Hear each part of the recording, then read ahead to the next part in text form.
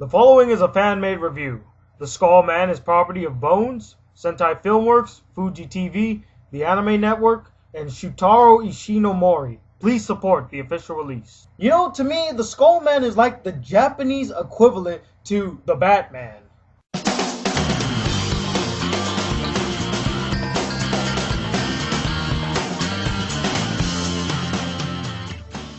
What up, y'all? It's the Black Anime Guy. I'm here again with the new anime review. This time on the anime called The Skull Man. And I gotta say, this anime is very interesting and very intriguing. And without further ado, let's get into the narration. Skull Man follows Hayato Mikugami, a newspaper journalist who heads back to his old hometown of Otomo City in search of the local legend known as Skull Man. On the way to Otomo City, he meets Kiriko Mamiya, an aspiring photojournalist, and helps her gain entrance into the city. Together, the two investigate and uncover the mystery of Otomo City and the Skull Man. So I watched this anime at the behest of one of my subscribers by the name of Mono Du Edgar, and it was only 13 episodes long, so like as usual, I said, yeah, sure, I'll give it a watch. And like I said earlier, it's a very intriguing and very interesting and enjoyable anime. Let's get into some of the pros on why this anime was really good. First off, I just like the fact that the character of Skull Man is very mysterious, and he's not seen right away. He's kind of like that character that they talk about him, they build him up, and then when he's presented, he's just like this badass character. And I'm not gonna lie, the Skull Man is a pretty badass character. When he throws down, shit gets real. That guy's not messing around. He will kick your ass.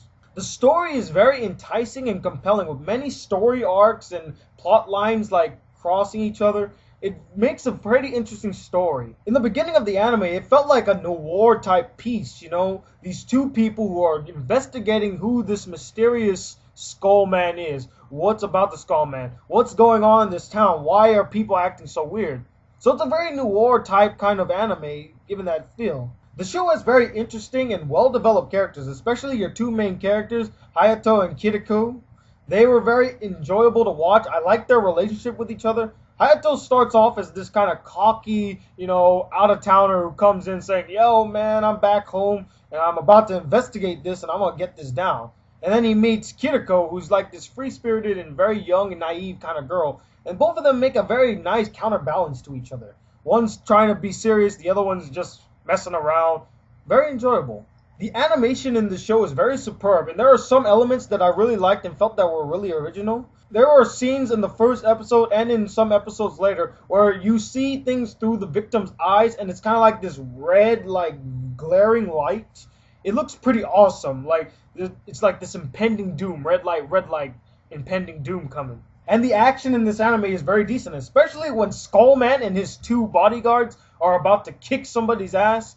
Probably the most entertaining part of the whole series. Now to dip into some of the cons, and there are a few but very big cons of this series. The whole reveal to who the Skull Man and Tetsu Kagura was, I saw it coming. Literally the second episode, I knew who the Skull Man was, I knew who Tetsu was.